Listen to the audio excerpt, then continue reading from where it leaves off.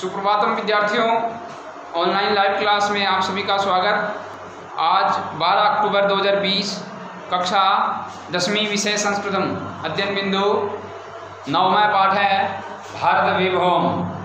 भारत का वैभव, भारत की संपन्नता। इस पाठ के माध्यम से अपने भारत भूमि की विशेषता का जो वर्णन है, भारत देश की विशेषता जो है उसके बारे में अपन पढ़ रहे थे। इसमें अपन ने 3 श्लोक पढ़ लिए थे। 3 श्लोकों का अध्ययन कर लिया था। वंदे नितराम भारत वसुधाम, दिव्य हिमालय गंगा यमुना सरयू कृष्णा शोभित सरसाम भारत, वंदे नितराम भारत वसुधाम, पहला श्लोक। दूसरा, मुनिजन देवे निश्चम पूज्याम जलदित रंगे रंजित सीमा भगवल लीला धाम महिताम नाना तीर्थे रविरमणीयाम, वंदे नितराम भारत वसुधाम, दूसरा श्लोक। तीसरा, अध्यात्म धरित्रीम गौरव पूर्णाम शांति वहाम श्री वरदाम सुकुदाम सस्य श्यामलाम कलिताम अमलाम कोटि कोटि जन सेवित मुदिताम, वंदे नितराम भारत वसुधाम, तीसरा श्लोक। अब चौथा श्लोक है। चौथे श्लोक का आज अध्ययन करेंगे। तो वो है वीर कदम्बै रतिकमनीयाम सुधी जनेश्च परमोपास्याम, वीर कदम्बै रतिकमनीयाम सुधी जनेश्च परमोपास्याम, वेद पुराणे नित्य सुगीताम राष्ट्र सुभक्तेरित्याम भव्याम, वंदे वंदे नितराम भारत वसुधाम। देखो, इस श्लोक के माध्यम से पहले अपने इसका श्लोक का पहले पदच्छेद करेंगे। पदच्छेद तो देखो, पदच्छेद क्या होगा? वीर कदम्बै रतिकमनीयाम सुधी जनेश्च परमोपास्याम, वेद पुराणे नित्य सुगीताम राष्ट्र सुभक्तेरित्याम भव्याम,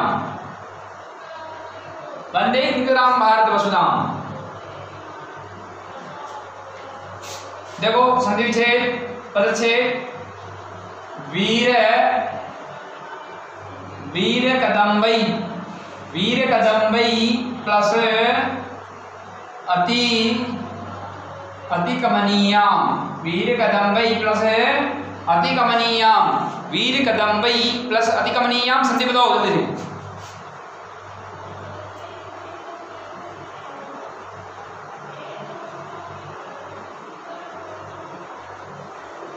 शुद्धि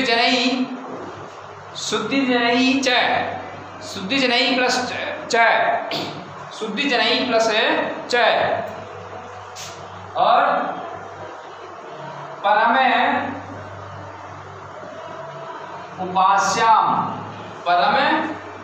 प्लस उपास्याम। देखो, वीर कदम्बै प्लस अतिकमनीयाम, शुद्धि जनई प्लस च, परम प्लस उपास्याम। इसका और इसका अब है। इसके बाद में वेद पुराणे नित्य सुगीताम हो जाएगा। वेद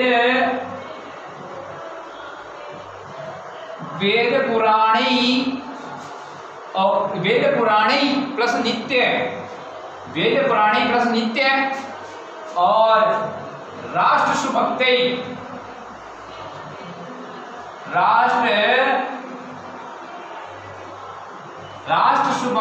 प्लस इद्याम, राष्ट्र सुभक्ते प्लस इद्याम। एक भी संधि नहीं बताया भैया, संधि बताओ। वीर कदम्बै प्लस अतिकमनीयाम में, वीर कदम्बै प्लस अतिकमनीयाम कौन संधि है? अरे यहाँ पे वीर कदम्बै यहाँ पे तो रह था ऊपर, यहाँ पे रह नहीं है। रह की जगह विसर्ग हो गया, ऋतु संधि हो गई ना। रह की जगह विसर्ग हो गया, ऋतु संधि हो गई। इसके बाद में शुद्धि जनई प्लस च, यहाँ पे ऊपर जो स था उससे उस स का हो गया विसर्ग, तो सत्व संधि हो गई। यहाँ पे परम प्लस उपास्याम ओ की जगह ओ हो गया, तो ऊ की जगह वो हो जाएगा गुण संधि। तो वीर कदम्बै प्लस अतिकमनीयाम में ऋतु संधि, शुद्धि जनई प्लस च में सत्व संधि और परम प्लस उपास्याम में गुण संधि, वेद पुराणे प्लस नित्यम में ऋतु संधि और राष्ट्र सुभक्ते प्लस इट्याम में ऋतु संधि। 4 जगह ऋतु संधि है, 3 जगह ऋतु संधि है, 1 जगह सत्व संधि है और 1 जगह गुण संधि है। ठीक है, ये हुआ संधि पदच्छेद।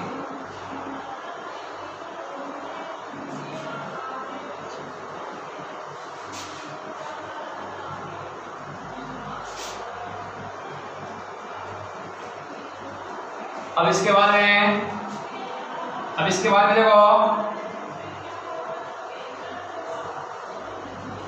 अब इसके बाद में आ जाओ अन्वय पे।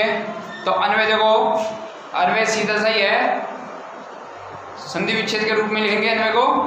तो वीर कदम्बई अतिकमनीय शुद्धि जनई के बाद में जो चय है वो चय तो अभी नहीं आएगा, अंत में आएगा। तो शुद्धि जनई परम उपास्याम, वीर कदम्बई अतिकमनीय शुद्धि जनई परम उपास्याम, वेद पुराणे नित्य सुगीता, राष्ट्र सुभक्ते इज्ञाम भव्याम च, भारत भूमिम अहम वंदे। ठीक है, भारत भूमि में हम वंदे अपन जोड़ रहे हैं अर्थ को पूरा करने के लिए, वो सभी में जोड़ रहे हैं। तो ये रहा इसका अन्वय। अन्वय के बाद में आ जाओ प्रसंग में।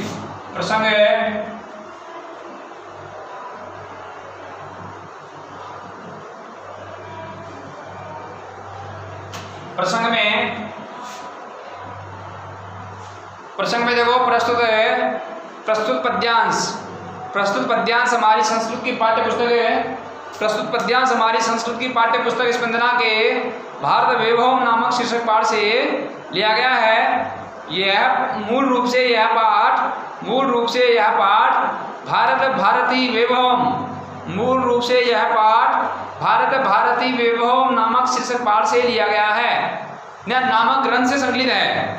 मूल रूप से यह पाठ भारत भारती वैभव नामक ग्रंथ से संकलित है। इस पाठ के लेखक श्री जी महाराज हैं। इस देखो, निम्बार्काचार्य पीठाधीश्वर श्री राधा सर्वेश्वर शरण देवाचार्य श्री जी महाराज, ये पूरा नहीं लिखो तो ऐसे लिख देना, इस पाठ के लेखक श्री जी महाराज हैं।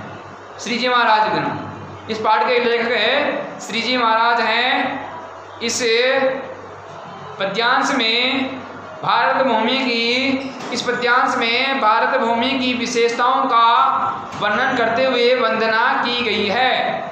इस पद्यांश में, इस श्लोक में भारत भूमि की विशेषताओं का वर्णन करते हुए वंदना की गई है। वंदना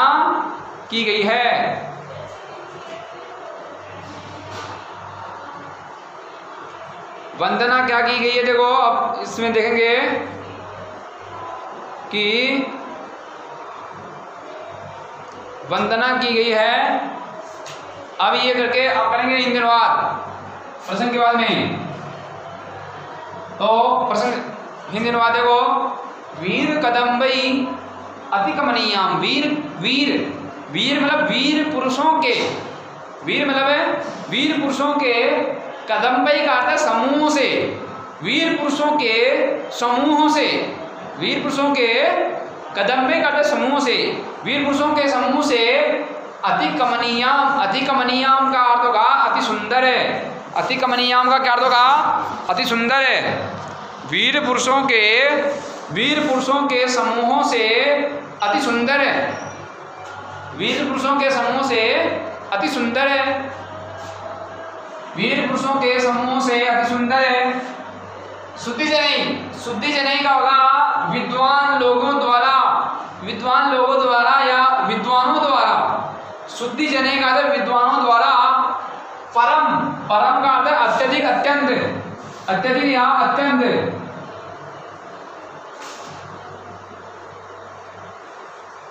विद्वानों द्वारा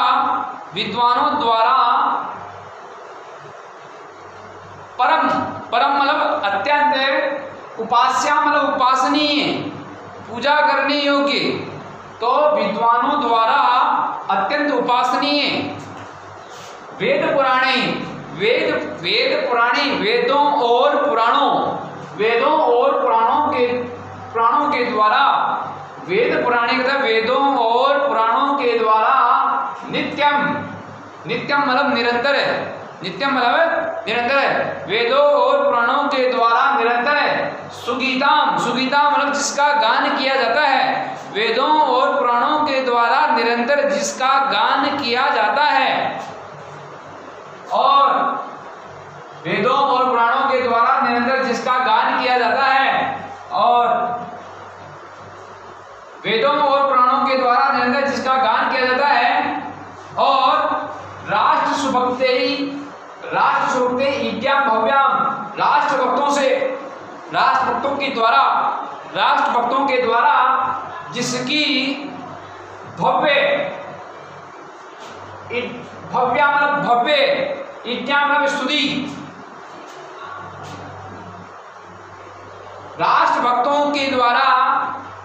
राष्ट्रभक्तों से जिसकी भव्य स्तुति की जाती है, उस भारत भूमि की, उस विशाल भारत भूमि की मैं निरंतर वंदना करता हूँ, उस विशाल भारत भूमि की मैं निरंतर वंदना करता हूँ। ठीक है, देख लो एक बार फिर से दोबारा इन दिनों देख लो कि वीर कदम्बा वीर पुरुषों के समूह से अति सुंदर है, सुधी जनई से मतलब विद्वानों के द्वारा, परम उपास्य मतलब अत्यंत उपासनीय है, विद्वानों के द्वारा अत्यंत उपासनीय है, वेद पुराण में वेदों और पुराणों के द्वारा निरंतर जिसका गान किया जाता है, और राष्ट्रभक्तों से जिसकी भव्य स्तुति की जाती है, उस विशाल भारत भूमि की मैं निरंतर वंदना करता हूँ। ठीक है, आगे समझ में?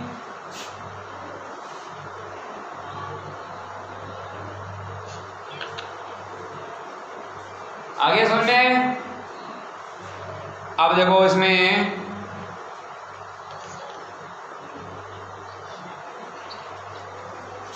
विशेष के अंदर है, विशेष में लिखेंगे देखो कि कवि ने इस श्लोक में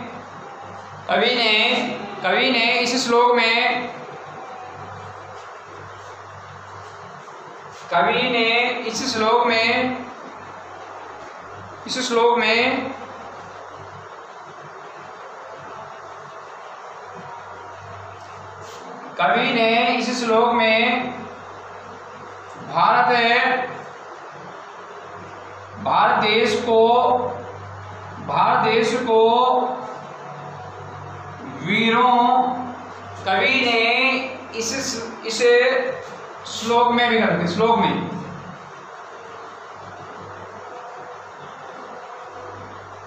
कवि ने इस श्लोक में भारत देश को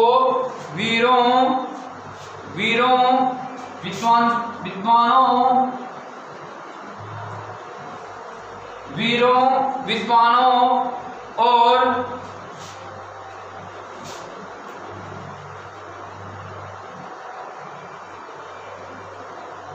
राष्ट्रभक्तों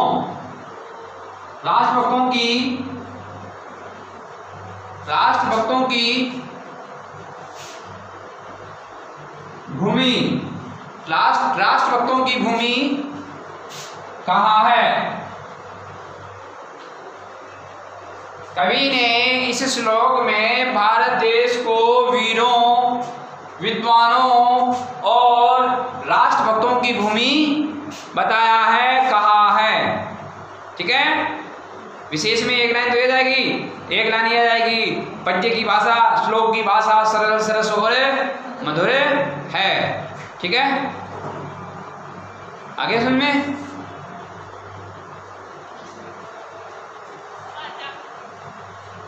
चलो आगे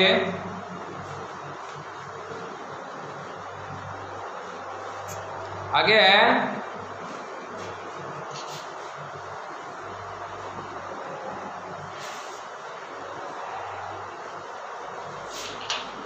अगला श्लोक, पांचवा अंतिम श्लोक है नाना रत्ने मणियुक्ताम हिरण्य रूपम हरिपद पुण्याम। नाना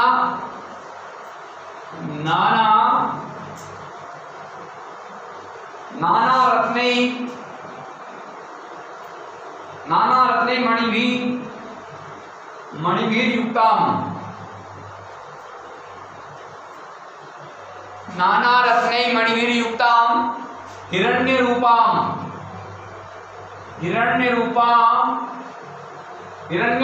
हरिपद पुण्याम। हरिपद पुण्याम। नाना रत्ने मणिभीर युक्ताम हिरण्य रूपाम हरिपद पुण्याम। राधा सर्वेश्वर शरणोहम।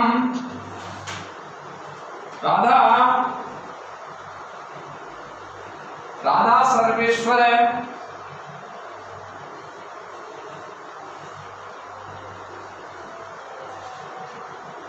शरणोहम। राधा सर्वेश्वर शरणोहम वारं वारं वंदे रम्याम।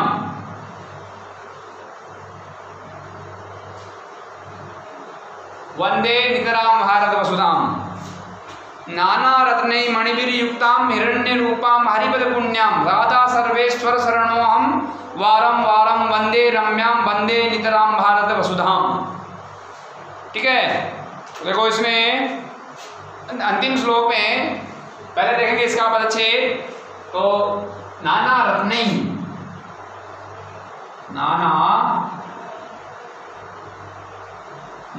रत्ने और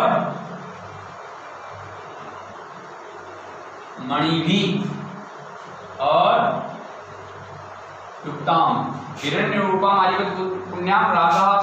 राधा सर्वेश्वर शरणः अहम। राधा सर्वेश्वर शरणः अहम वारं वारं वंदे रम्याम। देखो नाना रत्नै प्लस मणिभी प्लस युक्ताम, दोनों जगह एक ही संधि है। कौन सी बताओ? नाना रत्नै प्लस मणिभी प्लस युक्ताम। यहाँ पे और यहाँ पे दोनों जगह एक संधि है। कौन सी है? ऋतु संधि है। ऋतु संधि है यहाँ पे विसर्ग के स्थान पे लय हो रहा है दोनों जगह। और यहाँ पे राधा सर्वेश्वर शरण है अहम, यहाँ पे कौन संधि है? राधा सर्वेश्वर शरण है अहम। कौन संधि है? विसर्ग के पहले है, विसर्ग के बाद में भी है। ऐसा नियम किस संधि का होता है? विसर्ग के पहले भी है, विसर्ग के बाद में भी है।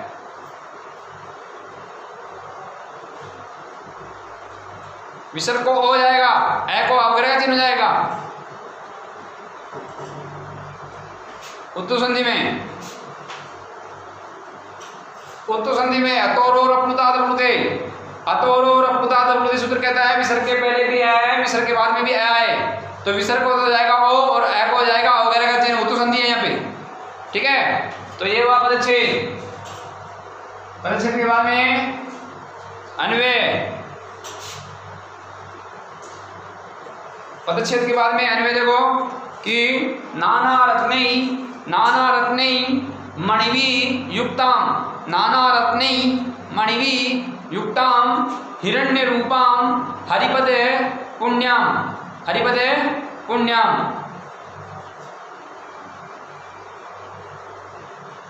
नाना रत्नै मणिवी युक्ताम हिरण्य रूपाम हरिपद पुण्याम।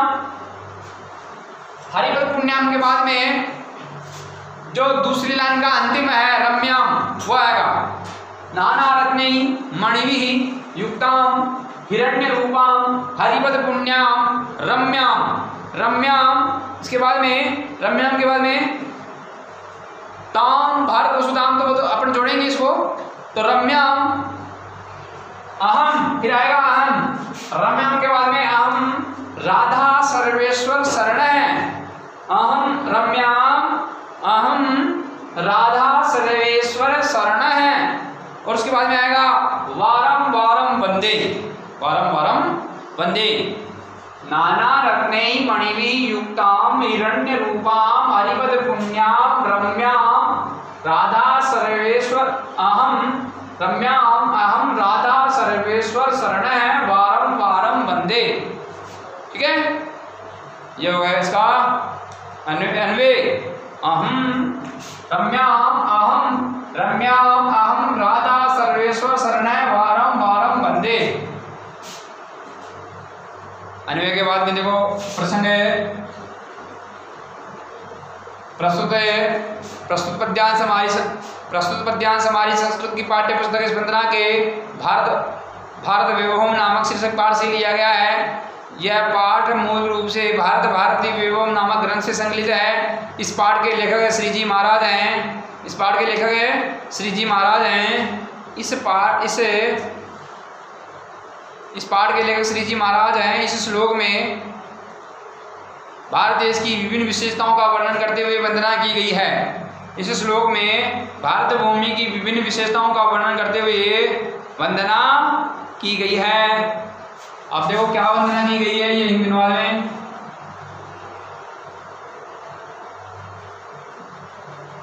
हिंदी अनुवाद देखो कि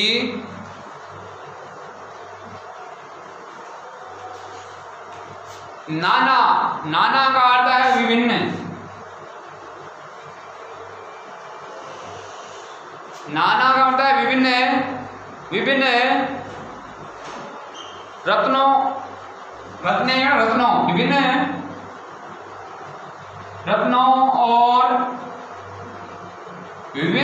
और मणियों से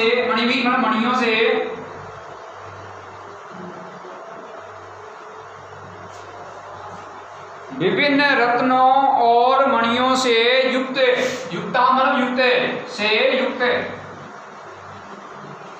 विभिन्न रत्नों और मणियों से युक्त हिरण्य रूपाम हरिपद पुण्याम हिरण्य रूपाम स्वर्ण स्वरूप सोने के समान हिरण्य का सोने के रूपाम का समान स्वरूप तो स्वर्ण स्वरूप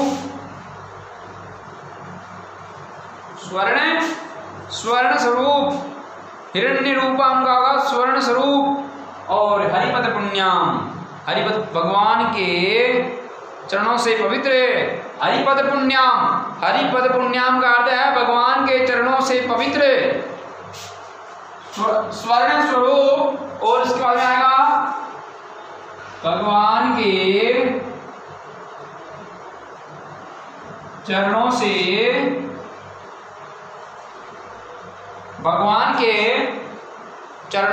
पवित्र। भगवान के हरिपद पुण्याम, हरि का मतलब भगवान, पद का अर्थ चरण, पुण्याम का अर्थ है पवित्र। भगवान के चरणों से पवित्र और रम्याम और अत्यंत रमणीय। पवित्र और अत्यंत रम्याम का रमणीय। भगवान के चरणों से पवित्र और अत्यंत रमणीय उस भारत भूमि की अत्यंत रमणीय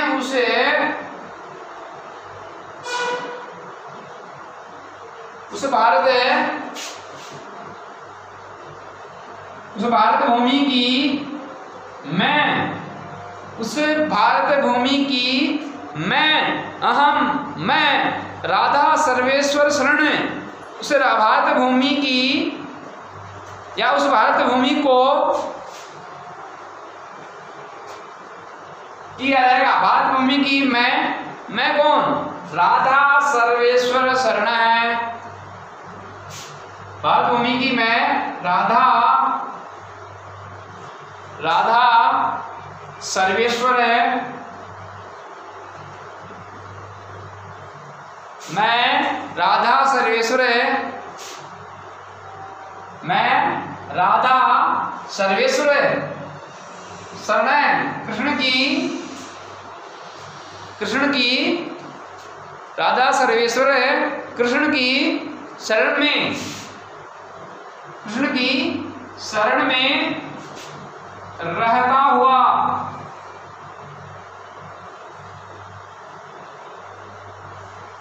कृष्ण की शरण में रहता हुआ बार बार वंदना करता हूं। रहता हुआ बार बार वंदना, वारम वारम, वारम वारम मतलब बार बार वंदना करता हूं।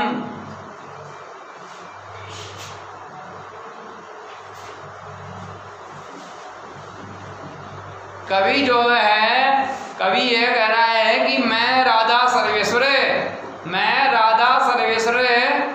कृष्ण, भगवान कृष्ण की शरण में रहता हुआ, भगवान कृष्ण की शरण में रहता हुआ बार बार इस भारत भूमि की वंदना करता हूं।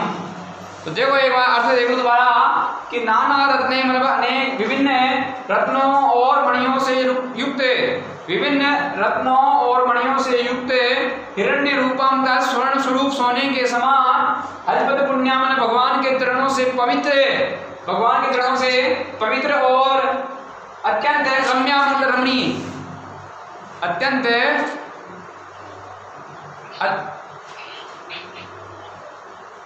अत्यंत रमणीय, भगवान के चरणों से पवित्र और अत्यंत रमणीय उस भारत भूमि की मैं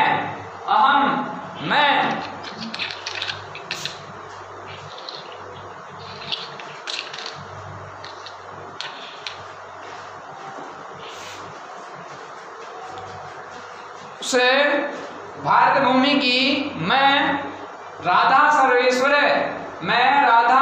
सर्वेश्वर कृष्ण की शरण में रहता हुआ बार बार वंदना करता हूं। ठीक है, तो ये हो जाएगा इसका इंद्रनाथ काल में अब विशेष में क्या लिखेंगे कि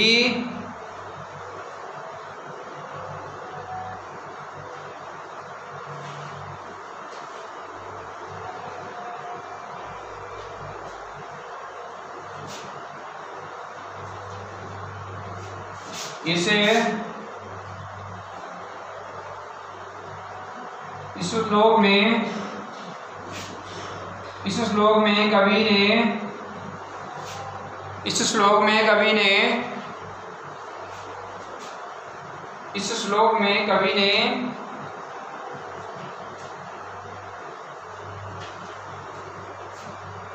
ने रत्नों व मणियों से युक्त स्वर्ण स्वरूप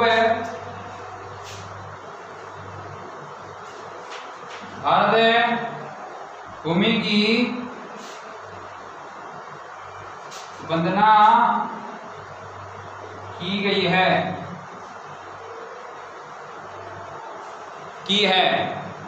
इस श्लोक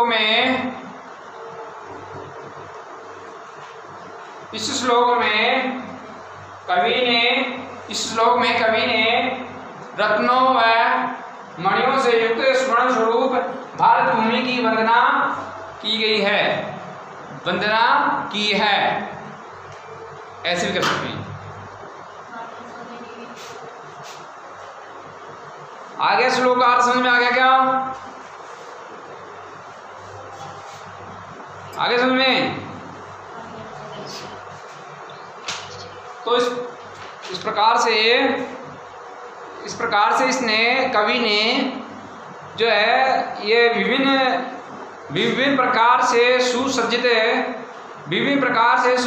सुसज्जित भारत भूमि की जो विशेषता है, संपन्नता, जो भारत देश की भूमि की जो संपन्नता है, उस संपन्नता का, उस विशेषता का, उस वैशिष्ट्य का जो है कवि ने बहुत अत्यंत मार्मिक ढंग से, अत्यंत रमणीय तरीके से जो है इसका वर्णन किया है, जो है राधा सर्वेश्वर।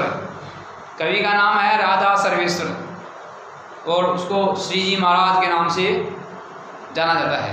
ठीक है, तो अपन आज यहीं तक अध्ययन करेंगे। ठीक है, धन्यवाद।